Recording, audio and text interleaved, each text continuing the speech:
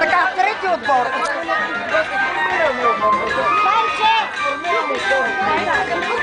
Така, трети отбор. Трети отбор, младежите. Да, име Виктория. Георги. Любо. Така, започваме. Сега регламента да ви кажа. Заставате отборите, броя ги, ветерани първо, нека да ги пуснем. Донка и Иванка. Донка и Иванка, тука. От тука почвайте нататък. От тука нататък би мила. Не, от тук нататък. Айде, дай го там, може и края.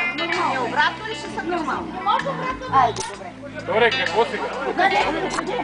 До тука. Тук е финала. Тук е финала. Добре.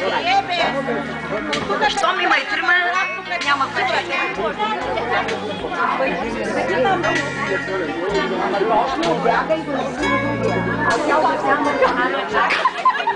Могат се натуткат. Айде, започват. Кой?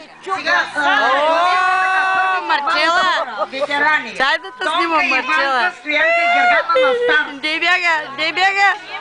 Не бяга, ела тука. Влизат първите двама в чувалите противници. Първите двама противници. Донка в чувал и Стоянка в чувал. Сега обяснявам. При положение, че Вяра ви каже старт, бягате до тука с чувала. Може да падате, да се търкалите, целта и да стигнете до линията. На бегом вземате чувала, връщате се и подавате на съотборника. Когато крайния от отбора завърши, тогава се засича време на отбора. Има ли нещо неясно? Първите двама противници влизат в чували.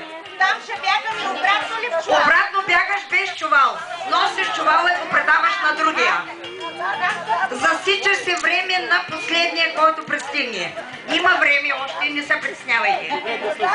Моля втория отбор да бъде на старт. Айде, Доне! Втория отбор. Значи Иванка да застане за Донка. Иванка за Донка. Гергана за Стоянка. Това са първите два отбора на ветерани. Атракцията е голяма. Дава се старт на първите две. Бягат до бялата линия. Връщат се на бегом с чувал. Подават на вторите, които са за тях. По същия начин, който завърши последен времето му. Класират се отборно. Така, втори отбор. Доне, свали от челата ми. 20